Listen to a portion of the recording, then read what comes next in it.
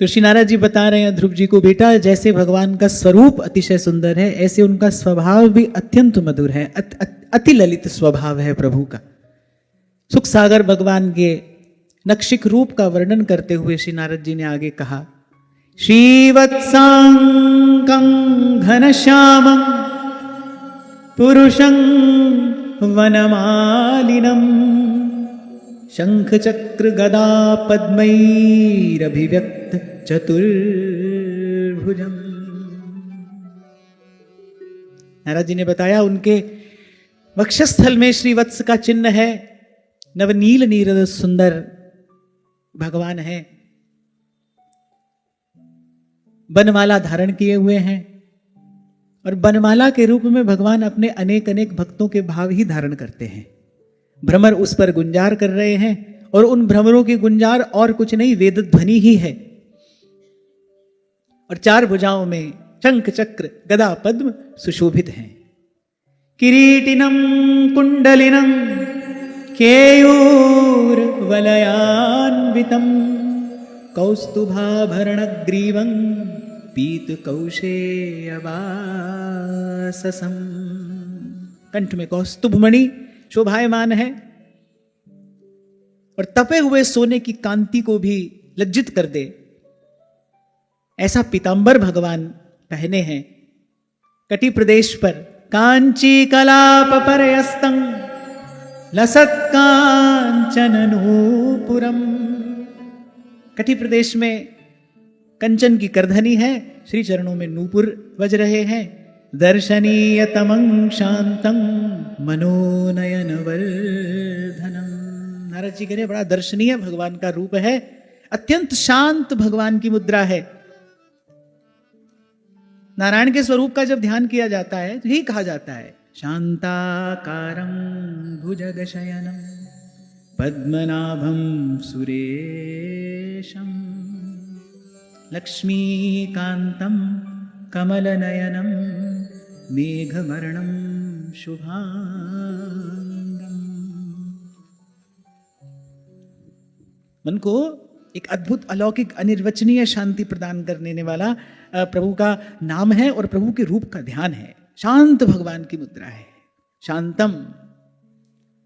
नारद जी ने कहा दर्शनीय है भगवान का रूप, देखने योग्य यही है। तभी अहिल्या ने कहा, देखूं भर लोचन हरि भव मोचन इहीं लाभ शंकर जाना। ये पंक्ति मुझे अतिशय प्रिय है। अहिल्या कहती है कि जो श्राप दिया बड़ा कष्ट हुआ और बड़े दीर्घ काल तक मैंने ये असहनीय पीड़ा भोगी है। यहां कहते हैं पशु पंछी भी नहीं जाते थे उस आश्रम की ओर, कोई नहीं देखता था। क्यों? क्योंकि पति के द्वारा त्यक्ता वो ऋषि पत्नी वहां पर पड़ी है, कोई नहीं जाना चाहता उस ओर, कोई उसकी ओर देखना भी नहीं चाहता। सत्पुरुष तो उसकी ओर देखना भी नहीं चाहते। लेकिन जब संत की कृपा से, महर्षि विश्वामित्र की कृपा से जब श्री रघुनाथ जी का दर्शन हुआ, मुनि श्राप जो दीन्हा, कहती अति भल कीना। कह रही उन्होंने हमारा हित नहीं, हमारा परम हित किया। मुनि श्राप जो दीन्हा अति भल कीन्हा परम अनुग्रह मैं माना। देखो भरी लोचन हरि भव मोचन इहीं लाभ शंकर जाना। यही लाभ शंकर जाना। आप अयोध्या कांड में पढ़िए, जब श्री राम लक्ष्मण जानकी जी वन में विचरण कर रहे हैं तो जो मार्ग में पड़ने वाले ग्राम हैं, जब ग्रामवासी जब श्री रघुनाथ जी का दर्शन करते हैं, श्री जानकी जी का दर्शन करते हैं, वन में रहने वाले कोल किरात जब प्रभु का दर्शन करते हैं, तो कभी कोई कहता है ना कि देखो रानी की बुद्धि कैसी बिगड़ गई, जो ऐसे सुंदर सुकुमार बालकों को वन में भेज दिया। तो दूसरा कोई कहता है नहीं, रानी की बुद्धि नहीं बिगड़ी, विधाता हमारे अनुकूल हो गया है, नहीं तो हमारी ऐसी करनी कहां थी, कभी हम उनका दर्शन हो जाता। अरे हमने तो इनका दर्शन करके बोले जीवन का लाभ पा लिया, जो दर्शनीय था वो देख लिया, जो देखने योग्य था वो देख लिया। ये देव मुनि दुर्लभ दर्शन हमको हो गया। अरे हम तो कोल किरात हैं, ना हमारा आचरण पवित्र है, ना हमारा व्यवहार। ना हमारे जीवन में कोई जप तप है, ना कोई साधन संयम है, हमको कैसे इनका दर्शन होता? अरे विधाता हमारे अनुकूल हो गया, रानी की बुद्धि ऐसी कर दी, राजा ने इनको वन में भेज दिया और देखो हमको इनका दर्शन हो रहा है। तो दर्शनीय भगवान ही तो है, इन नेत्रों का लाभ यही तो है भाई, प्रभु का दर्शन पा लिया जाए, जो देखने योग्य है उसको देख लिया जाए। और फिर जब अहिल्या कहती है ना, यही लाभ शंकर जाना, जब अहिल्या शंकर कहती है तो शंकर कहने से तात्पर्य क्या है? तुम त्रिभुवन गुरु वेद बखाना, माने त्रिभुवन के गुरु यही बात कह रहे हैं कि भाई ये जो नेत्र मिले हैं, इन नेत्रों का परम लाभ, परम फल यही है कि ये जो सुख सागर भगवान की दर्शनीय मूर्ति है, अंग अंग सुंदर भगवान है, फिर इनका दर्शन पा लिया जाए। कैसे कामना से, क्रोध से, कलुष से भरा हुआ नरवाहन आया श्री महाप्रभु जी के पास। महाप्रभु जी ने कुछ नहीं कहा, बस इतना कहा, अरे नरवाहन प्रभु निहार, लोचन भर घोषनार, नख सिख सौंदर्य, काम दुख निकंदिनी। आचार्य का एक एक शब्द तो मंत्र होता है ना, हम किसी की बात माने न माने, किसी की बात में हमारा भरोसा हो ना हो, पर हमारे आचार्य ने जो कहा है वो तो एक एक शब्द हमारे लिए मंत्र स्वरूप है ना। हमारे महाप्रभु कह रहे हैं प्रभु का रूप कैसा है? कह रहे नख सिख सौंदर्य, काम दुख निकंदिनी। जन्म जन्म से जीव का दुख क्या है? संसार की कामना ही तो जीव का दुख है। कामना चली जाए, चाह गई तो चिंता मिटी और मनुआ बेपरवाह। संत कहते हैं भाई सबसे बुरा क्या है? अरे चाह बुरी, और सबसे बुरी चाह नीच से नीच। संत कहते हैं चाह बुरी, सबसे बुरी चाह नीच से नीच। अरे तू तो पूर्ण ब्रह्म था जो चाह ना होती बीच। कामना ही तो जीव का दुख है, कामना ही तो जीव का कष्ट है। और कह रहे वो कामना नष्ट हो जाती कैसे? प्रभु का दर्शन करने से। दर्शन मदन गोपाल मनोहर, मन सिज ताप निवारे। मंत्र दिया है महाप्रभु जी ने। महाप्रभु जी की वाणी में स्थान स्थान पर मंत्र मिलता है। महाप्रभु कह रहे दर्शन मदन गोपाल मनोहर, मन सिज ताप निवारे। और फिर एक स्थान पर महाप्रभु जब कहते हैं कि देव ऋषि व्यास शुकदास निज कहत सब, अरे क्यों ना बिन कष्ट रस सिंधु को पीजिए। अरे सामने रस का समुद्र लहलहा रहा है, केवल नेत्रपुटों से इसका पान ही तो करना है। प्रभु निहार। इसलिए महाप्रभु ने और बहुत अधिक ना कहते, केवल इतना कहो, अलम विषय वार्ता है, उसकी बात मत करो, वो कोई बात करने योग्य बात थोड़ी है। अरे प्रभु की बात करो, देखो प्रभु को देखो। अहंकार से, क्रोध से भरा नरवाहन आया है, कलुष लेकर आया है मन में। पर महाप्रभु जानते हैं कि इसके हृदय का कलुष कैसे धुलेगा, इसका मन कैसे निर्मल होगा। इसलिए महाप्रभु जी ने कुछ ना कहकर कहा नरवाहन प्रभु निहार, देख राधा वल्लभ लाल का दर्शन कर। तब नरवाहन ने कहा, अरे जब महाप्रभु वृंदावन की महिमा सुना रहे थे, नरवाहन ने कहा अच्छा मैं तो जानता ही नहीं था, मैं इस वृंदावन का राजा हूं। महाप्रभु ने कहा, अरे मूर्ख, वृंदावन के राजा रानी तो ये बैठे हैं, वृंदावन के राजा दो श्याम राधिका रानी। अरे इनको देख, इनको निहार। नरवाहन प्रभु निहार, लोचन भर घोष नार। अरे देख नक्सिक सौंदर्य, तेरे हृदय में जो कामना का दुख है, कामना जन्य जो दुख है, ये उस दुख का सदा सदा के लिए निवारण करने वाला रूप है। मनसिज ताप निवारे, सदा सदा के लिए मति को निष्काम केवल भगवान के रूप का ही ध्यान कर सकता है। हां, पर रूप ध्यान तक पहुंचने के लिए पहले दीर्घ काल तक निष्ठापूर्वक नाम जप आवश्यक है। प्रथम नाम हरिवंश हित, रट रसना दिन रैन। आप मेरी बात मान लो कि अगर आप निष्ठापूर्वक गुरु के वचन में विश्वास करके, नाम में साधन बुद्धि ना करके अपितु साध्य बुद्धि करके, कोई भी कामना अपने मन में न रखते हुए केवल आप नाम जपे जा रहे हैं या केवल रटे जा रहे हैं, तो जो नामी है उसके रूप का स्फुरण अवश्यम भावी है। बीज पड़ता है भाई तो फल आता ही है, अवश्य आता है, देर सवेर आता है। एक बात का ध्यान रखा जाए कि जब हम नाम जपते हो, पहले तो नाम में हमारी साधन बुद्धि ना हो। हम ये ना समझे कि भाई नाम साधन है, इससे कुछ मिलेगा। नाम ही साध्य है। और दूसरा, नाम अपराध से बचा जाए। नाम जप करते करते हम नामापराध से बचे रहें, किसी की निंदा ना हो, किसी के प्रति कोई अहित की भावना हमारे मन में ना हो, किसी का अहित चिंतन हमारे मन में ना हो। देखो, एक विधात्मक साधन होता है, माने क्या करना चाहिए, लेकिन एक निषेधात्मक साधन भी होता है। आपको सरल करके समझाऊं, आप ये मत कहो कि मैं हमेशा सच बोलूंगा, आप ये कहो मैं झूठ नहीं बोलूंगा।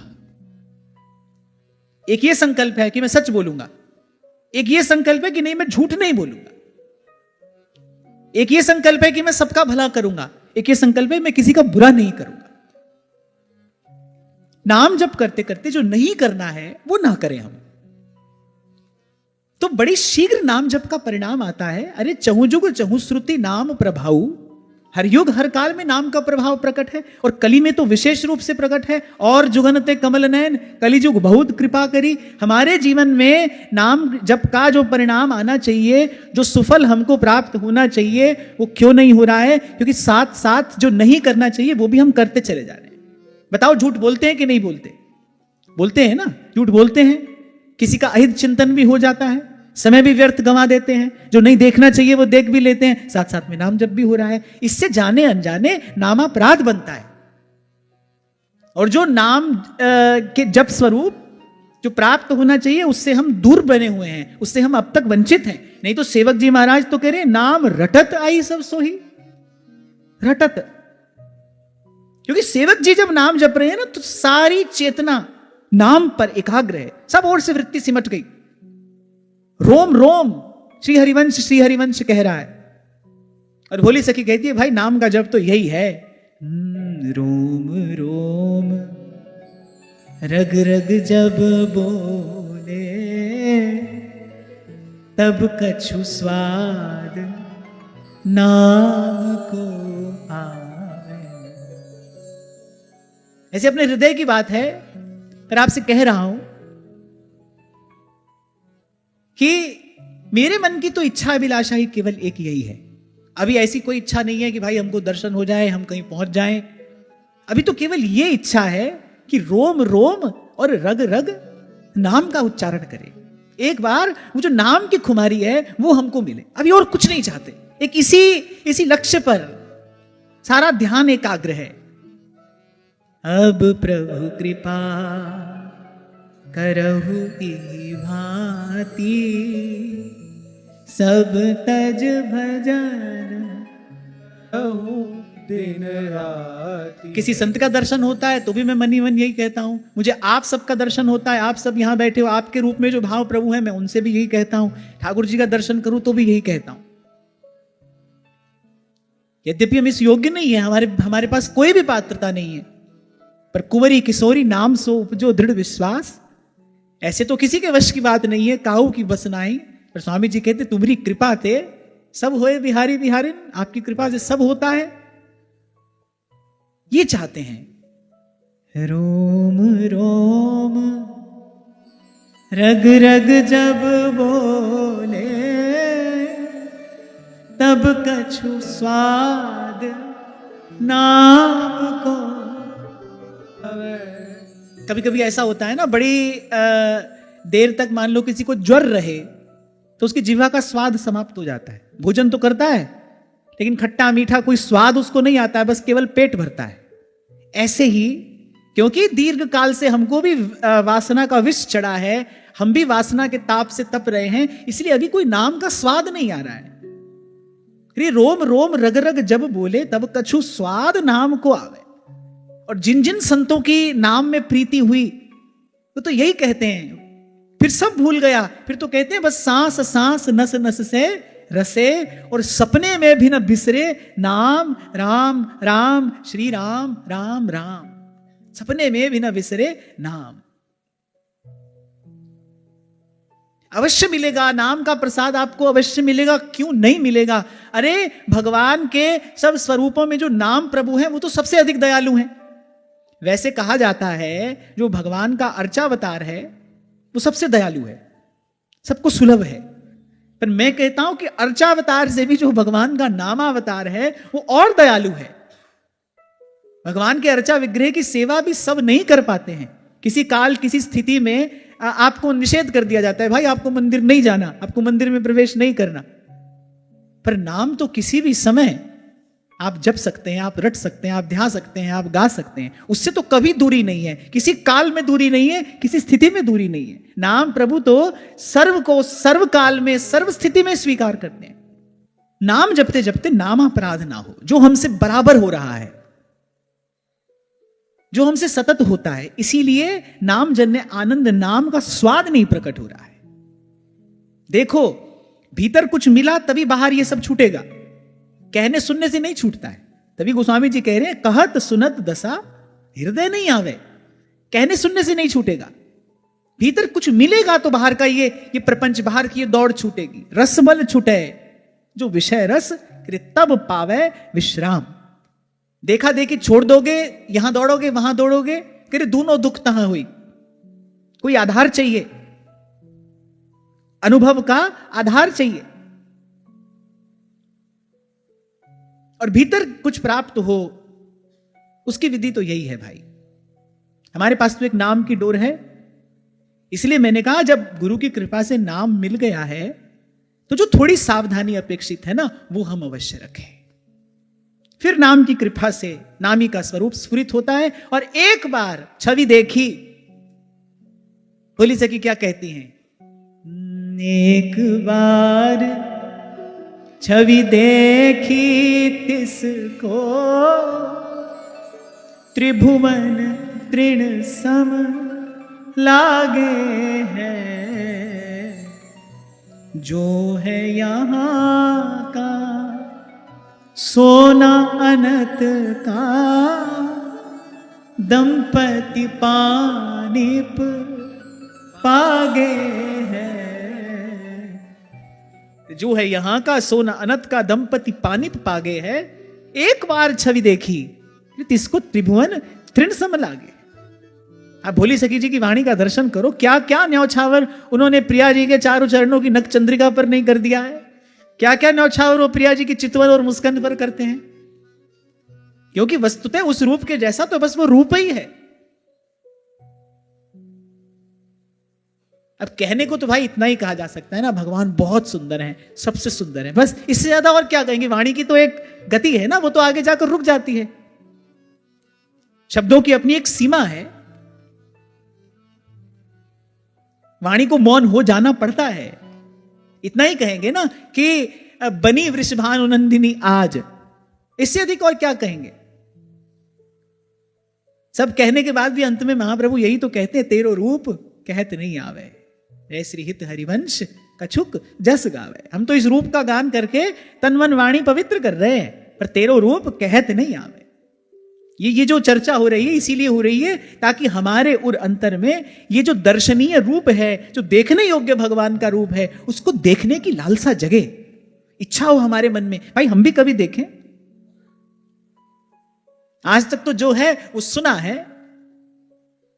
है, लोग उन्हें आंख भर के देखते हैं, सुना है दिन में उन्हें तितलियां सताती हैं, रात में जुगनू ठहर के देखते हैं, सुना है वो बात करते हैं तो फूल झड़ते हैं। कहने वाला कहता है भाई बहुत कुछ सुन लिया, अब ये सब बात है, फिर चलो बात करके देखते हैं। ये जो चर्चा है ये हमारे भाव का उद्दीपन करने के लिए है, हमारे भीतर भी वो दर्शन की लालसा जगे। कैसे बाईसा कहती हैं, दरस बिन दुखण लागे ने,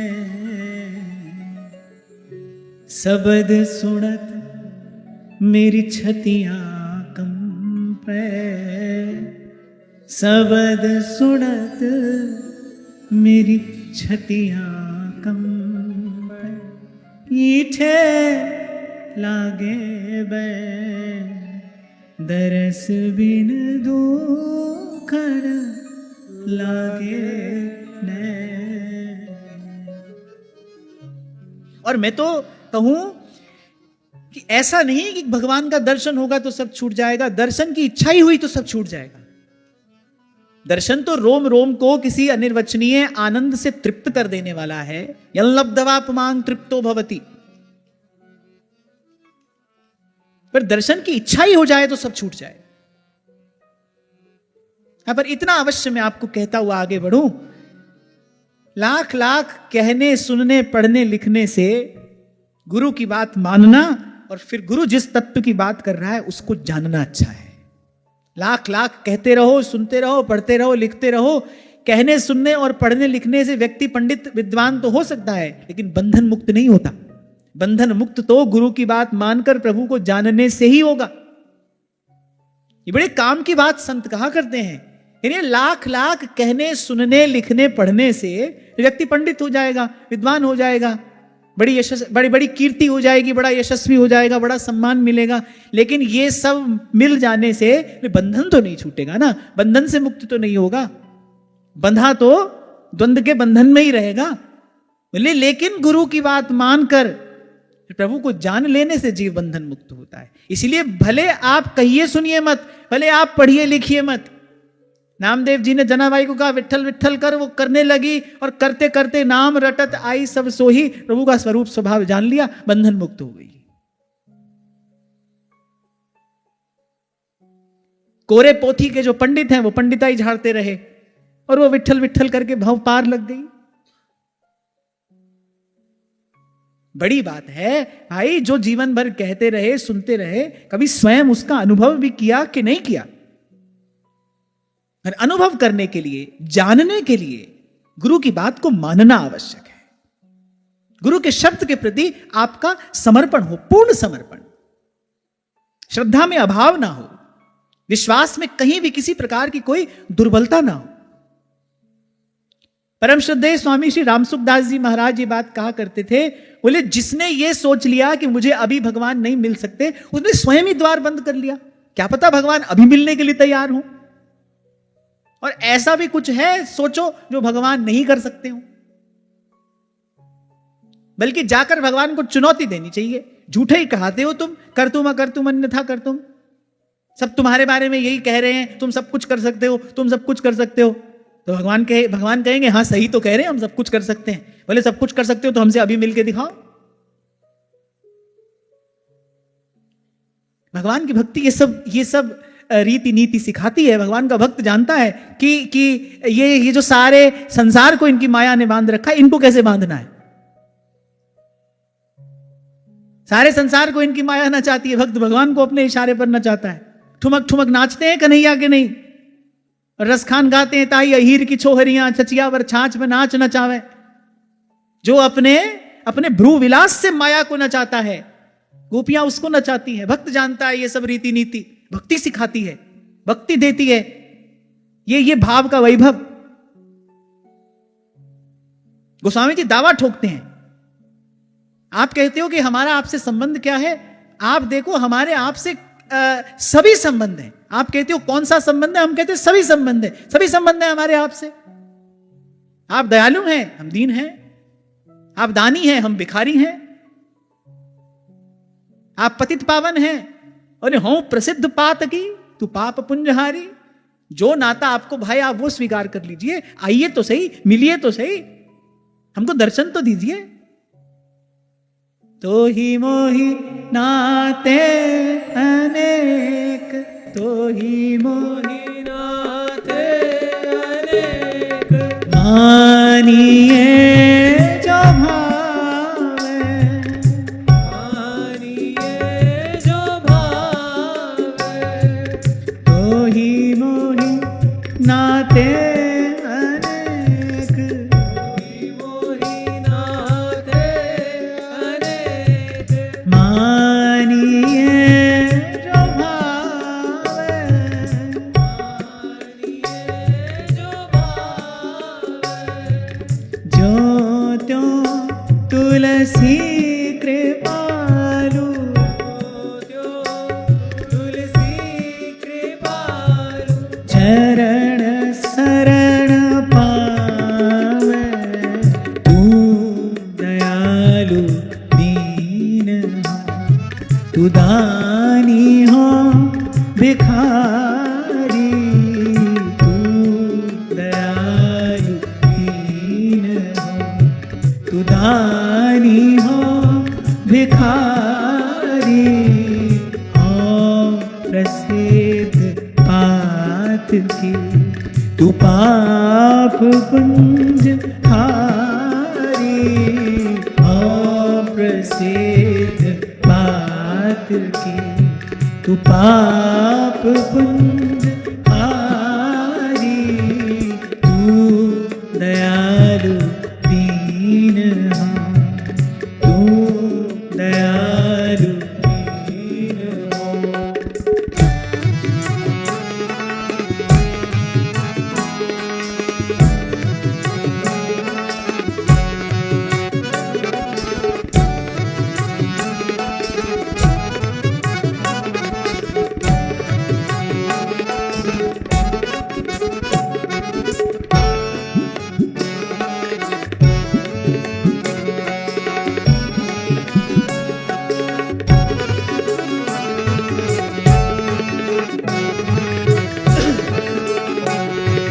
ब्रह्म तू जीव हो, तू ठाकुर हो चेरो।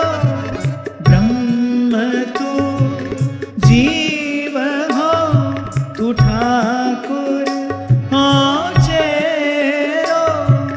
नाथ नाथ पितु सखा, नाथ नाथ पितु सखा।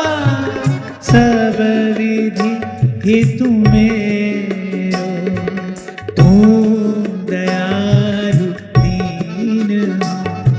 तू दानी हो भिखारी, तू दयालु दीन हो। तू दानी हो भिखारी, अप्रसिद्ध पात्र की।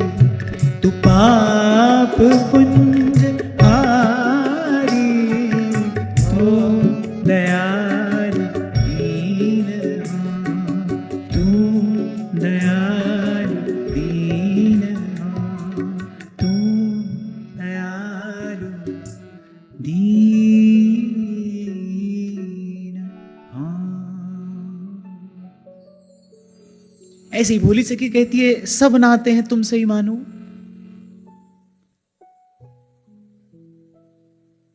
तो एक युक्ति है, और वो युक्ति भक्त जानता है, वो युक्ति संत जानता है। अब सही बात तो है, कहो भगवान से कि संसार तुमको कर्तुम अकर्तुम अन्यथा कर्तुम कह रहा है, शास्त्र पुराण भी तुमको यही कह रहे हैं, संत भक्त भी तुमको यही कह रहे हैं।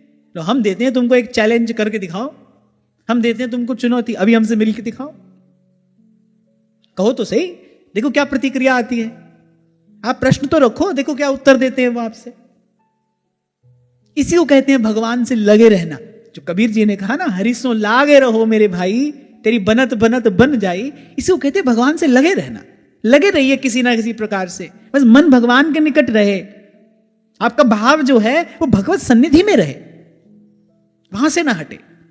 अब देखो भाई, सब समय माला भी नहीं कर सकते, सब समय पूजा भी नहीं कर सकते, लेकिन रहना सब समय भगवान के निकट है, रहना सब समय भगवान के पास है। तो ऐसे अनेक अनेक प्रकार से भक्त लगा रहता है भगवान से। कभी नाम जप है, फिर कभी कथा सुन ली, कभी सुना दी, कभी सेवा कर ली, कभी पूजा कर ली, कभी कीर्तन कर लिया, कभी ऐसे भगवान से दो बात कर ली। लगे रहना है प्रभु से, तभी बनते बनते बात बनेगी भाई। हम जैसे जैसे दिन रात संसार से लगे रहते हो ना, जैसे अपने नवजात शिशु के साथ दिन रात माता लगी रहती है कि नहीं। गोद में बालक है, बालक तो अभी ऊ आ के अतिरिक्त कुछ नहीं कहता, फिर भी माता उससे दिन भर बात करती है, नहीं करती? बोलती है बालक से कि नहीं? 10-10 तरीके की बात बालक से करती है, बालक तो कोई उत्तर नहीं देता, फिर भी उससे लगी है। क्यों? क्योंकि उसको पता है एक दिन बोलेगा। ऐसे लगे रहो भगवान से। अच्छा, बालक तो बेचारा फिर भी 2-5 साल से पहले नहीं बोल सकता, प्रभु चाहे तो तत्काल उत्तर दे सकते हैं, वो तो समर्थ हैं। ये जो चर्चा आरंभ हुई, इसी बात से आरंभ हुई ना भाई, भगवान तो सर्व समर्थ हैं। तो ये आप अपनी ओर से ये द्वार बंद मत करो, आप अपनी ओर से ये आड़ मत लगाओ कि नहीं अभी मुझसे भगवान नहीं मिल सकते, अभी नहीं मिल सकते तो कभी नहीं मिल सकते। क्या लगता है आपको जब आप ये कहते हो अभी भगवान नहीं मिल सकते, माने आप ये समझते हो कभी ना कभी आप योग्य हो जाओगे और भगवान मिलेंगे, ऐसा लगता है? तभी तो ये कहते हो अभी नहीं मिल सकते। अभी नहीं मिल सकते तो भाई कभी नहीं मिल सकते, क्योंकि हम तो जैसे आज हैं वैसे ही सदा रहने वाले हैं। जब तक प्रभु मिलेंगे नहीं तब तक हम तो ऐसे ही थे, हम तो भाई ऐसे ही थे और ऐसे ही रहेंगे। हम में कौन सा परिवर्तन आने वाला है? कभी थोड़ा सत्वगुण बढ़ जाएगा, कभी रजोगुण तमोगुण बढ़ा रहेगा। हम तो भाई ऐसे त्रिगुण के अधीन कल भी थे, माया से बंधे हुए आज भी हैं, फिर कल भी रहने वाले हैं। तो प्रभु आपको ही मिलना पड़ेगा, ये निर्णय आपको ही लेना पड़ेगा। तो अपनी ओर से ये द्वार बंद मत करिए। इसी को तो कहते हैं संत की बात का लाभ लेना। संतों को ही मुख से मैंने सुना है, बोले संत के शब्द से कमाई की जाती है, संत के शब्द से लाभ लिया जाता है। संत ने तुमको कहा भजन करो भगवान मिलेंगे, अब अपनी ओर मत देखो। वहां अपनी ओर देख के तो शबरी यही कहती हैं, अधम ते अधम हीन में नारी के ही विधि स्तुति करो तिहारी। अपनी ओर देखती है, कह रही प्रभु मुझे तो कुछ भी कहने का अधिकार नहीं है, लेकिन मुझे विश्वास था आप आएंगे। क्यों? क्योंकि मेरे गुरुदेव ने कहा है, क्योंकि मेरे गुरुदेव ने कहा है आप आएंगे, इसलिए आपको आना पड़ा। और मैं जानती थी आप आएंगे। वो जानती है तभी तो रोज मार्ग बुहारती है, वो जानती है तभी तो रोज फल चुनकर लाती है। हाँ इतना अवश्य है, गुरु ने कहा था आएंगे, ये नहीं कहा था कब आएंगे। तो उसने कहा भाई गुरु ने कहा है आएंगे, अब हो सकता है आज ही आ जाएं। आप एक बार शबरी जी की स्थिति की कल्पना करो, एक बार आप उस स्थिति का चिंतन करो। वो रोज मार्ग बुहारती है, वो रोज फल चुनकर लाती है। इसका अर्थ यह कि उसको लगता है भाई कभी भी भगवान आ सकते हैं। उसको नहीं लगता है कि बहुत समय बाद भगवान आएंगे, आधे शाम को आ जाएंगे। अरे भावुक जन तो उनकी स्थिति का वर्णन करते हैं, कहते हैं हवा चलती है, पेड़ का पत्ता हिलता है और उसको लगता है राम आ गए, दौड़ कर जाती है, द्वार पर देखती है, अरे राम आ गए, राम आ गए। ऐसे प्रतीक्षा करते करते रोम रोम राममय हो गया। लेकिन उसको एक बात का विश्वास है, आएंगे। क्यों? क्योंकि मेरे गुरुदेव ने कहा है, साधु का कहा तो वृथा नहीं जाए। इसलिए मैंने कहा गुरु की बात मानकर उसको जाना जाता है। जब गोस्वामी जी कहते हैं सोई जाने जही देहु जनाई, जानत तुम्हि हुई जाई। अब अगला प्रश्न है, सोई जाने जही देहु जनाई, फिर किसी को जनाते हैं किसी को नहीं जनाते, ऐसा भेदभाव, ऐसा पक्षपात भगवान क्यों करते हैं? इससे तो भगवान के स्वरूप में वैषम्य दोष आता है। माने किसी को जनाए किसी को न जनाए, इससे भगवान के स्वरूप में, स्वभाव में वैषम्य दोष आता है, जो भगवान में है नहीं। किसको जनाते हैं? फिर जो गुरु की बात पूर्ण रूपेण मानता है उसको प्रभु स्वयं को जनाते हैं। इसीलिए कहा कृपा पात्र सोई जानिए जो आज्ञावर्ती हुए। तो गुरु ने कहा है नाम जपो भगवान मिलेंगे। अब अपनी ओर नहीं देखना है, मिलेंगे।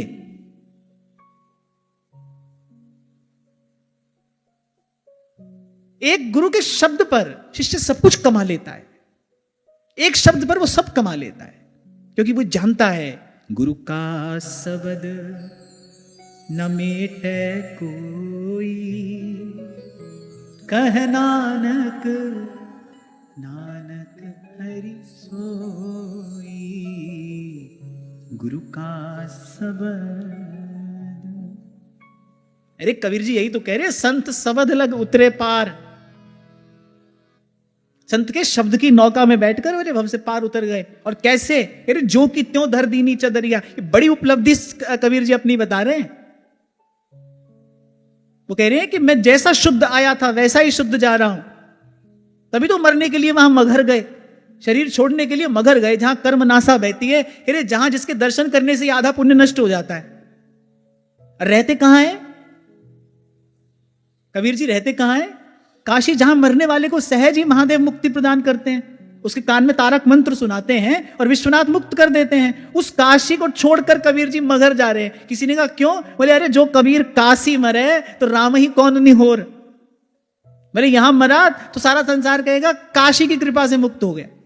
जो कबीर काशी मरे राम ही कौन निहोर। बोले मैं जीते जी मुक्त हुआ हूं गुरु की कृपा से। हम ना मरे मरी है संसार, हमको मिला जियावन हारा, हम ना मरे मरी है संसार।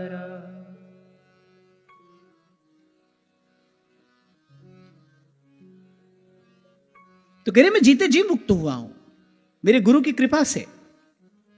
और उपलब्धि क्या है? कह रहे ज्यों की त्यों धर दीनी चदरिया, दास कबीर ने ऐसी ओढ़ी, जैसा शुद्ध आया था वैसा ही शुद्ध भगवान के पास जा रहा हूं। ये बड़ी बात है, बहुत बड़ी बात है ये।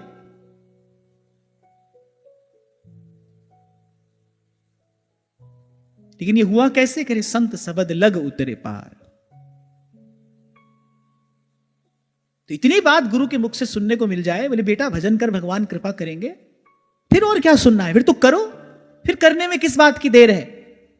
कि कृपा करेंगे भगवान, भगवान कृपा करने को बाध्य हैं, उनको करनी पड़ेगी, उनके पास कोई उपाय नहीं है। गुरु ने एक बार कहा भजन करो भगवान कृपा करेंगे, तो भगवान कृपा करेंगे, वो करने को बाध्य हैं, उनके पास कोई और उपाय नहीं, उनके पास कोई और मार्ग ही नहीं है, रास्ता ही नहीं है कहीं जाने का, वो बचकर जा ही नहीं सकते। आपकी ओर नहीं देख सकते, वो आप में कोई योग्यता पात्रता है कि नहीं। उनके सन्मुख तो संत का शब्द है। वाल्मीकि कहते हैं राम राम नहीं कहा जाता, लेकिन संतों ने कहा भाई देखो कितना पूर्व का इसका पाप है, इसकी जिह्वा पर राम का नाम नहीं आ रहा, पर संत ने कहा भाई कल्याण तो इसका करना ही है, कैसे करें? अच्छा ठीक है, मरा मरा तो कहे, अब मरने मारने का अभ्यास तो बरसों का था, अब बोले मरा मरा तो मैं कहूंगा, कह सकता हूं। और वैसे भी जो राम का नाम ना जप सके वो तो मरा ही मरा, अब मरा और के कब मरा, वो तो मरा मरा तो वो है ही। तो उन्होंने कहा ठीक है राम राम नहीं तो मरा मरा क्या है। और जब गोस्वामी जी कहते हैं और महादेव इस बात की साखी भरते हैं, उल्टा जपत जगत सब जाना, बाल्मीक भय ब्रह्म समान। छोटी सी लेकिन बड़े काम की बात है। हम सबको लगता है ना भाई अभी हमसे भगवान कैसे मिलेंगे, लगता है ना अभी कैसे मिल जाएंगे भगवान। अर्थात कहीं भीतर ये बात है कि भाई हाँ हम भजन करेंगे, योग्य हो जाएंगे, तब हमसे भगवान मिलेंगे। ऐसा नहीं होगा कभी, इस भूल में मत रहना कि तुम कभी योग्य हो जाओगे। अब जैसे टूटे फूटे हम हैं ऐसे मिलना पड़ेगा भगवान को। अब जब ऐसे ही मिलना है फिर देर क्यों लगाते हो प्रभु, फिर किस बात की देर करते हो। हम भी रोज रोज आकर तुमसे खींचातानी करते रहे, इससे अच्छा एक बार हमसे मिले ही लो, उसके बाद तुम जहां हो वहीं रहना, हम यहां हैं यहीं रहेंगे, आपका नाम जपेंगे, आपका ध्यान करेंगे, आपकी कथा कीर्तन करेंगे, एक बार हमसे आकर मिल लो।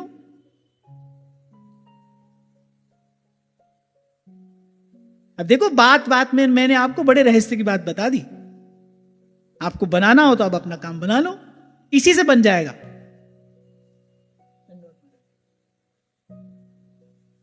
इतने से ही काम बन जाएगा। हाँ बस इतना अवश्य है कहकर मैं फिर आगे बढ़ूं कि भाई नामापराध से बचते हुए नाम का आश्रय हो। एक प्रकार से अपनी ओर से तो भगवान ने अपने आप को दे ही दिया है। नाम मिला तो भगवान ने अपने आप को दे ही तो दिया। इसलिए जो एक छोटी सी बात और मैंने कही उसका भी ध्यान रखते हुए, जो निषेधात्मक साधन है हमारा प्रयास हो वो हमारे जीवन में हो। हम ये कहें ना कहें कि हम सदा सच बोलेंगे, झूठ नहीं बोलेंगे, हम सबका भला करेंगे, ये हम ना कहें ना करें, हमारे द्वारा किसी का अहित नहीं होगा, किसी के प्रति अपने मन में अभाव नहीं रखेंगे, सबके प्रति सद्भाव रखें न रखें, किसी के प्रति अभाव नहीं रखेंगे। और आप देखना इससे बड़ा व्यापक परिवर्तन जीवन में आता है। और ये सारी चर्चा किस लिए? नारद जी ने नारायण के उस दिव्य अपरूप रूप का वर्णन क्यों किया? एक आदमी भूखा हो, उसको पहले ही भूख लगी हो, तो जो पहले ही कह रहे हैं भाई मुझे भगवान से मिलना है और केवल भगवान से ही मिलना है, तो व्याकुल तो वो है।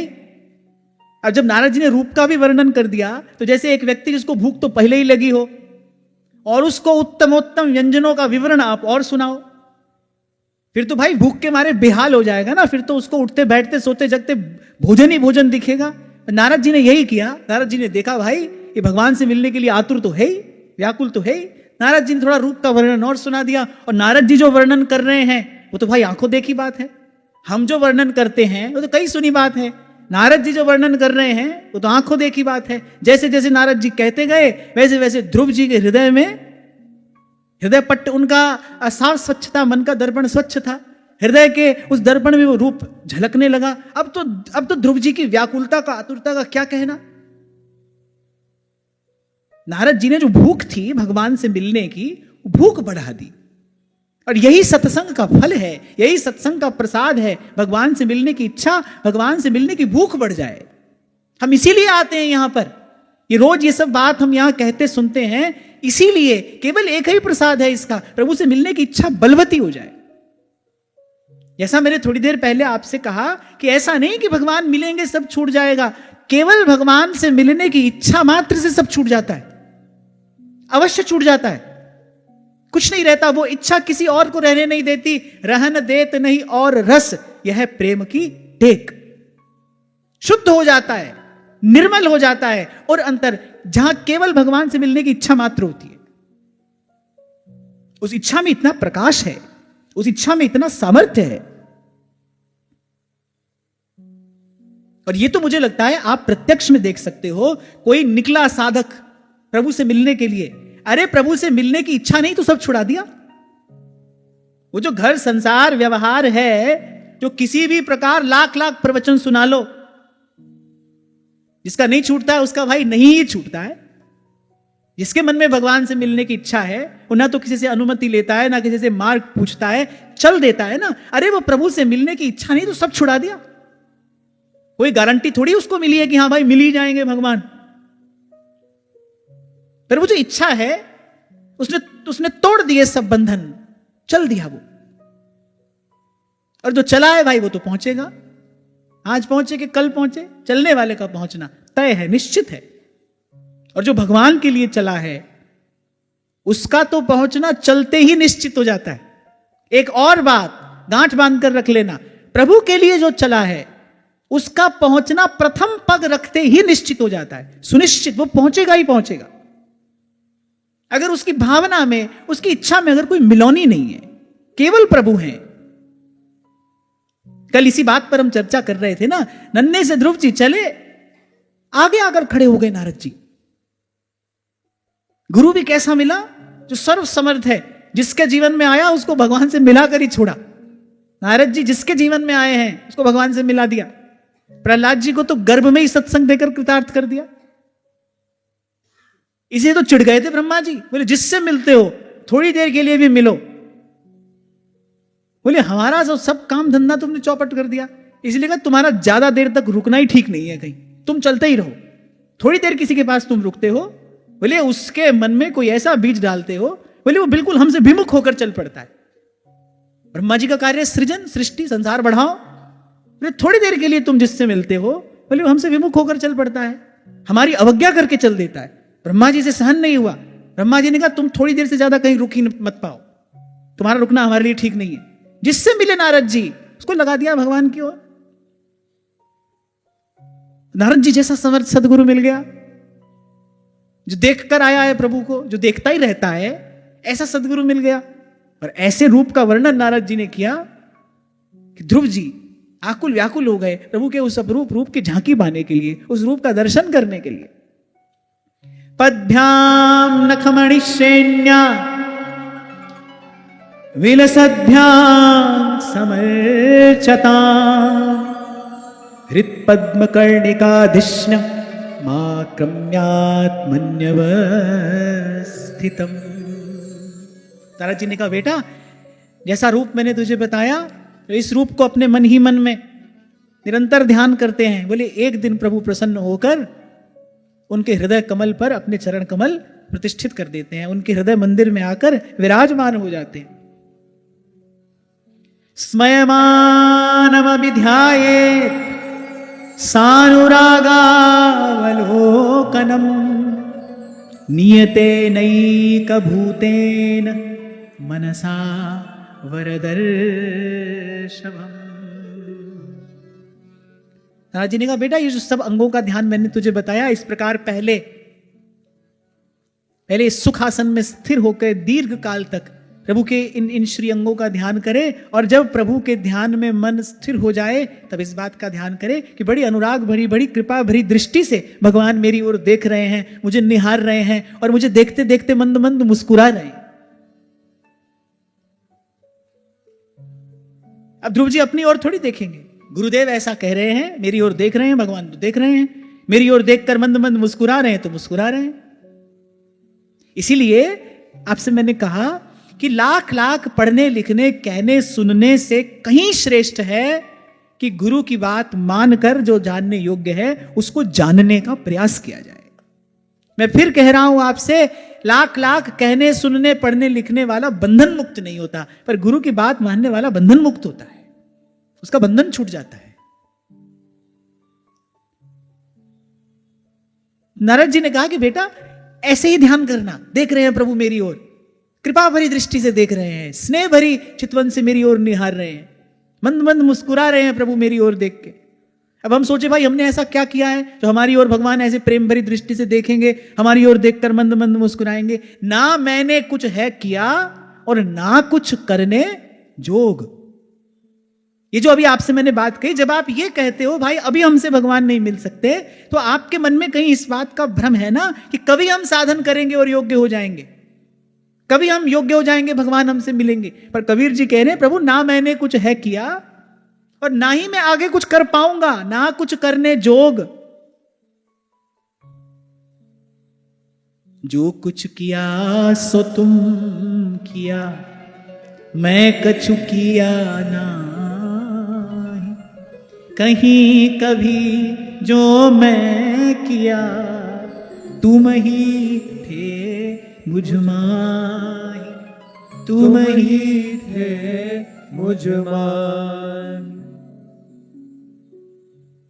प्रभु जो करना है आपको ही करना है। फिर सुना दो एक आध संतों की बात प्रभु को कि प्रभु जब जो कुछ करना है आज ही करना है, तो फिर काल करे सो आज कर और आज करे सो अब। हे प्रभु हमने संतों से यही सुना है जो कार्य कल किया जाना हो वो आज ही कर लेना चाहिए। तो प्रभु हमसे भी आप अपनी ही कृपा से मिलेंगे। हम तो टूटे फूटे आज भी हैं, टूटे फूटे कल भी रहेंगे। तो हमसे यदि मिलना ही है प्रभु और आपको अपनी ही कृपा से हमसे मिलना है, तो आप कल क्यों करते हैं, आप भी आज ही मिल लीजिए। कहने का प्रयोजन केवल ये है, हरि सो लागे रहो मेरे भाई। किसी भी प्रकार से अग्नि का सेवन जलाता है,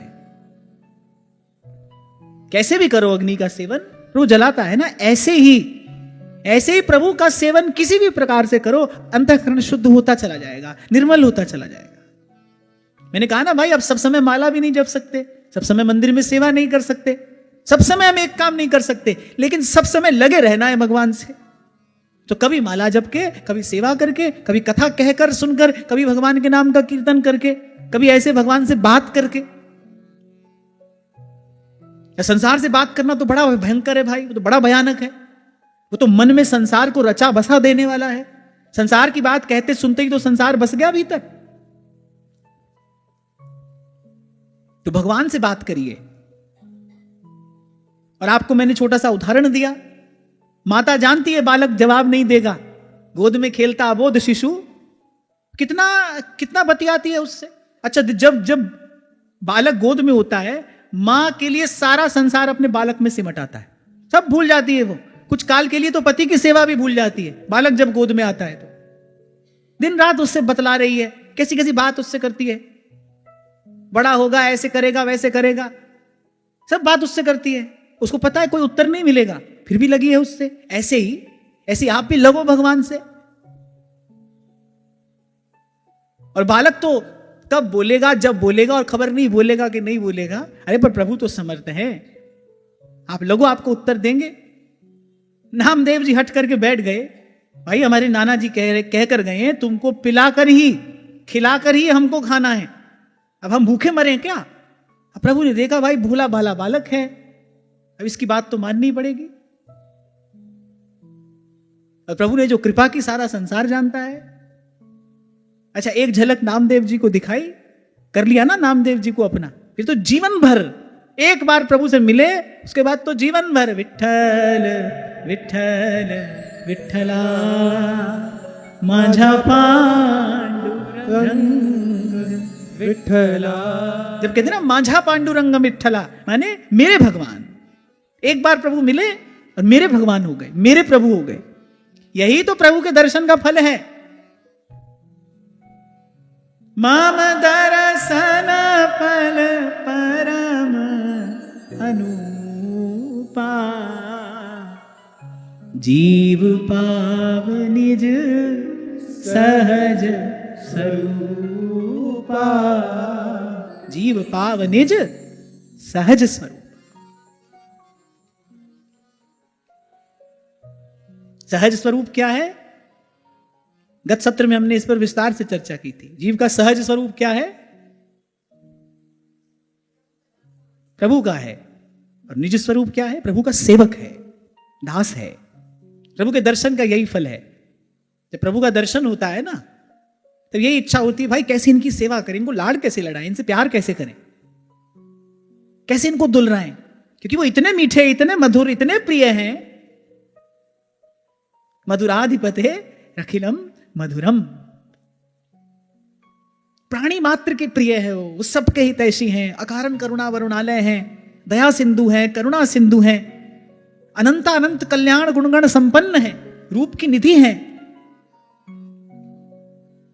दया की राशि हैं। आप सोचो ये सब सद्गुण एक स्थान पर एकत्रित हो और अपरूप रूप हो और भक्त पर कृपा करने को उद्यत हो, आतुर हो, किसका मन ना होगा, किसकी इच्छा नहीं होगी ऐसे प्रभु की सेवा करने की, ऐसे प्रभु से लाड़ लड़ाने की। बस कृपा उनकी यही हो कि एक बार अपनी झलक दिखा दे। तभी तो आपसे थोड़ी देर पहले मैंने कहा प्रभु से कहो भाई एक बार अपनी झलक दिखा दो, उसके बाद तुम भी जाओ, हम भी लगे रहेंगे तुम्हारे भजन में। एक बार आप झलक दिखा दोगे तो जीव कहता है प्रभु फिर मैं इस माया के भय से सदा सदा के लिए मुक्त हो जाऊंगा, फिर मुझे इसका भय नहीं रहेगा, फिर मुझे अपने पतन की चिंता नहीं रहेगी। और मिलना तो प्रभु आपको अपनी ही कृपा से है। तो फिर भक्त कहते हैं भाई कृपा करने में देर क्यों कर रहे हो? आतुर होकर कहते हैं सूरदास जी, चक्र के धरन हार गरुड़न के असवार नंद के कुमार मेरो संकट निवारो, मेरो संकट निवारो। गिरिवर कर धारा गजग्राहते उबारो, नाग को नाथन हार मेरो प्राणन प्यारो, मेरो संकट निवारो, मेरो संकट निवार। प्रभु जब तक आप सन्मुख आओ नहीं तब तक तो मेरे लिए संकट ही संकट है। चल भी पड़े मन सीधे रास्ते तो कौन सा चलता रहता है, करने लगे भजन तो कौन सा करता रहता है। अगणित द्वंद देह के पथ है। हे प्रभु एक बार अपनी वो मुनिमन मोहिनी झांकी हमको करा दो, एक झलक दिखा दो, मैं सदा सदा के लिए निर्भय हो जाऊं, निश्चिंत होकर आपका भजन करूं, सानंद आपका भजन करूं। ये जब गोस्वामी जी कहते हैं ना अब प्रभु कृपा करो यही भांति सब तज भजन करूं दिन राती, यही भांति का क्या अर्थ है? किस भांति कृपा करने को कह रहे हैं? अप्रत्यक्ष रूप से इसमें उसी दर्शन की लालसा है। एक बार प्रभु अपनी वो मुनिमन मोहिनी झांकी हमको दिखा दीजिए। यही भांति कहा, अब प्रभु कृपा करो यही भांति। क्यों? क्योंकि वो दास्य भाव के आचार्य हैं। सेवक जब अपने स्वामी से कुछ कहता है तो विनम्रता पूर्वक कहता है। सेवक को युक्ति होनी चाहिए अपनी बात कहने की, उसे किस प्रकार सुंदर मधुर सधे हुए शब्दों में अपनी बात कहनी है, बात भी स्वामी तक पहुंच जाए और कहीं शिष्टाचार का, मर्यादा का अतिक्रमण भी ना हो। तो क्योंकि गोस्वामी जी दास्य भाव के आचार्य हैं, गोपी तो कह सकती है, अपना चंदा सा मुखड़ा दिखाए जा। गोपी कह सकती है, गोपी कह सकती है कन्हैया से, नेक दिखाई दे अपनो चंदा सा मुखड़ा। गोस्वामी जी क्योंकि वो तो दास भाव में प्रतिष्ठित है ना, वो सीधे सीधे नहीं कह सकते, इसीलिए कहते हैं अब प्रभु कृपा करहु इही भांति। क्योंकि उसके बाद ही सब तज, सब छूट जाएगा। भजन करो दिन राति, सब तज भजन करहु दिन राति।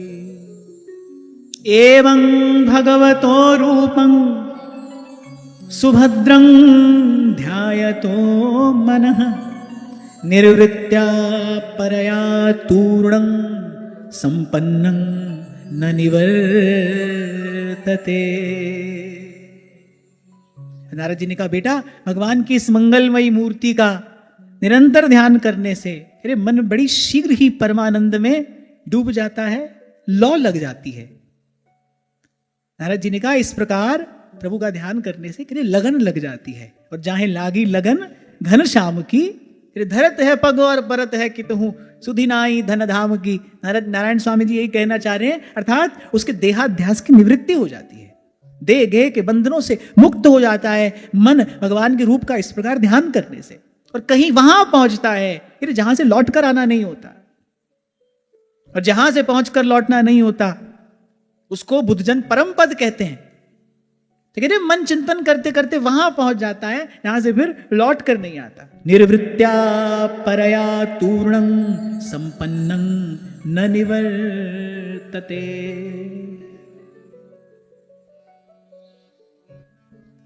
और फिर आगे नारद जी ने मंत्रोपदेश किया, बेटा इस प्रकार रूप का ध्यान करना, और अब मैं तुझे द्वादशाक्षर भगवान का सिद्ध मंत्र प्रदान करता हूं। ओम नमो भगवते वासुदेवाय, ओम नमो भगवते वासुदेवाय। नारद जी ने कहा, बेटा बहुत अधिक पूजा विधि सीखने की तुझे आवश्यकता नहीं है, जो भी भगवान को फल फूल निवेदन करना, बस वो इसी मंत्र के उच्चारण के साथ निवेदन करना। नारायणं निराकारं, नारायणं निराकारं, नरवीरं नरोत्तमं,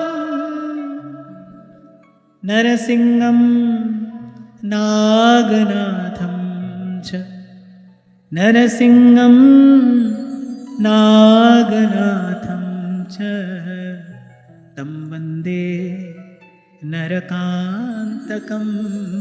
ओम नमो भगवते वासुदेवाय, ओम नमो भगवते वासुदेवाय, ओम नमो भगवते वासुदेवाय, ओम नमो भगवते वासुदेवाय,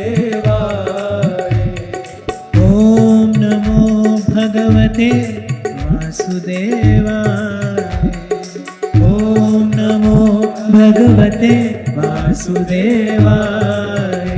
हरि ओम नमो भगवते वासुदेवाय, ओम नमो भगवते वासुदेवाय। हरि ओम नमो भगवते वासुदेवाय, हरि ओम नमो भगवते वासुदेवाय। ओम नमो भगवते वासुदेवाय, ओम नमो भगवते वासुदेवाय। हरि ओम नमो भगवते वासुदेवाय। हरि ओम नमो भगवते वासुदेवाय। हरि ओम नमो भगवते वासुदेवाय। हरि ओम नमो भगवते वासुदेवाय। भगवान के अद्भुत वैष्णव तेज से सुसंस्कृत और संपन्न ये द्वादशाक्षर मंत्र है। ओम नमो भगवते वासुदेवाय। तो मंत्र की महिमा बताते हुए नारद जी ने कहा, जप्यश्च परमो गुह्यः श्रूयतां मे नृपात्मज। नारद जी ने कहा परम गुह्य मंत्र है, ध्यान से इसका जप करना। यम सप्तरात्रम प्रपठन पुमान पश्यति खेचरा। अद्भुत इस मंत्र की शक्ति है। यहाँ नारद जी बता रहे हैं कि 7 रात्रि अगर कोई इस मंत्र का ध्यान पूर्वक निरंतर जप करे तो बोले आकाश में विचरण करने वाले सिद्धों का उसको दर्शन प्राप्त होता है।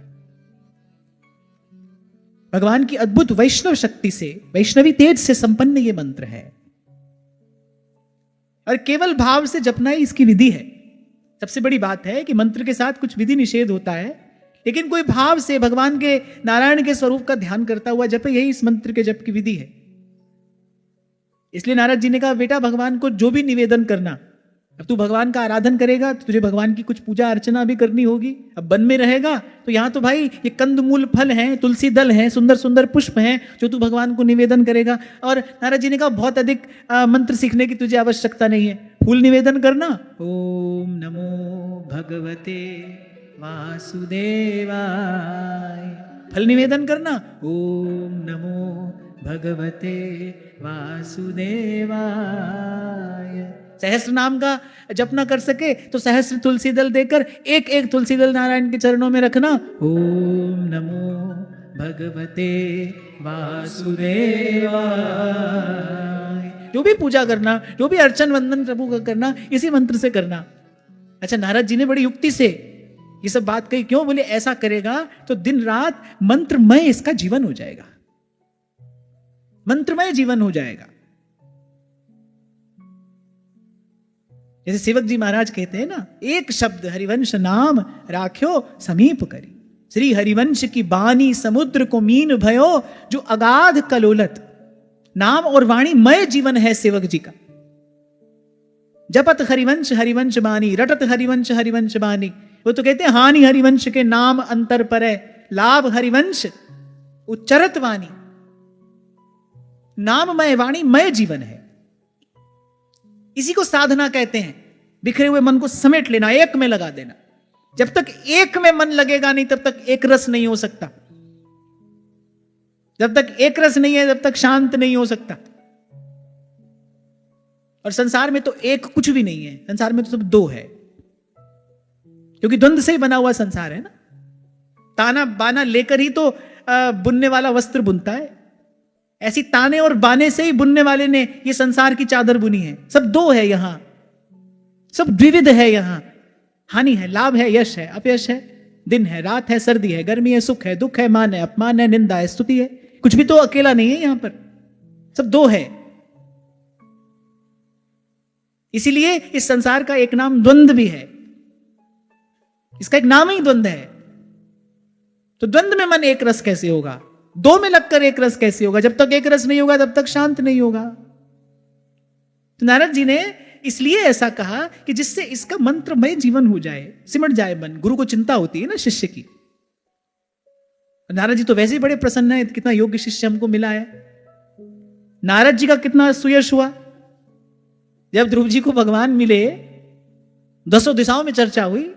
नारद जी के चेला को 6 महीने में भगवान मिल गए। और वो युग कौन सा है? सत्ययुग की घटना है, जहां सहस्रों सहस्रों वर्षों से ऋषि मुनि साधन में लगे हैं। सहस्रों वर्षों की क्या कहिए, जन्म जन्म से योगी यति तपस्वी सन्यासी लगे हैं भगवद आराधन में। मनोनिग्रह करके कहीं भगवान की झलक भी नहीं मिल रही, सपने में भी कहीं भगवान आकर दिखाई नहीं पड़ रहे। और वहां 6 महीना में नन्हा सा बालक भगवान से मिल आया। नारद जी की भी बड़ी ख्याति हुई, बड़ी कीर्ति हुई। नारद जी के चेले को 6 महीने भगवान मिल गए। नारद जी को बड़ी संभाल है अपने इस शिष्य की। इसलिए नारद जी ने बड़ा सबल समर्थ साधन ध्रुव जी को दिया। यहां एक और बड़ी गूढ़ बात समझने की है। नारद जी ने कहा, बेटा इस मंत्र का जप करना, पूजन अर्चन भी इसी मंत्र से करना। किस लिए? ताकि मन एक में लग जाए, सिमट जाए। जो लोग कहते हैं ना नाम जपें के मंत्र जपें, जब तक नाम और मंत्र दो में मन लगा रहेगा तब तक एक रस कैसे होगा? यहां नारद जी देखो क्या कर रहे हैं।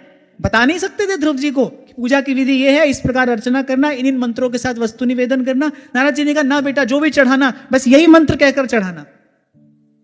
फल फूल तुलसी जो निवेदन करना भगवान को, इसी मंत्र के साथ। जब भी इसी का करना, पाठ भी इसी का करना, ध्यान भी इसी का करना, गान भी इसी का करना। एक ही मंत्र, एक। तभी सेवक जी कह रहे एक शब्द। इसमें बड़ा गूढ़ रहस्य है, ये विज्ञान है। जब तक आपके पास जपने के लिए भी दो वस्तु है, आपका मन एक रस कैसे होगा? जब किस लिए करना है? ताकि द्वंद्व से मन को मुक्त किया जा सके, द्वंद्व से मन को हटाया जा सके। इसी बात का विचार करके पहले दिन से आपको मैं कहता आ रहा हूं, हमारे आचार्य सेवक जी महाराज हैं। सेवक वाणी हमारे लिए आचार्य वाणी है, हमारे लिए गुरु आज्ञा है। और सेवक जी ने आद्योपांत एक ही बात कही है, श्री हरिवंश चंद्र शुभ नाम, सब सुख सिंधु प्रेम रस धाम, जाम घटी बिसरे नहीं।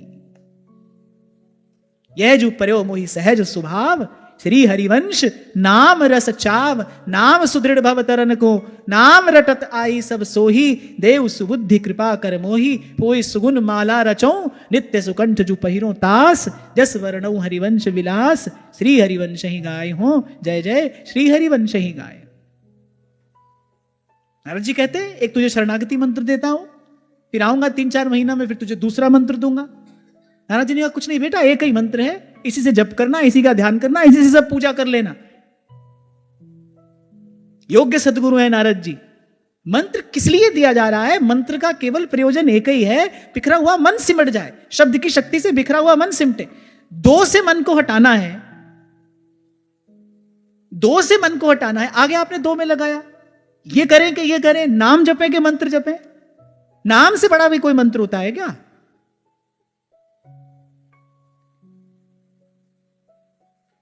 मंत्र से सब मिले ना मिले, नाम से तो सब मिलना अवश्यम भावी है। नाम की वही मां, चहु जुग चहु श्रुति नाम प्रभाव।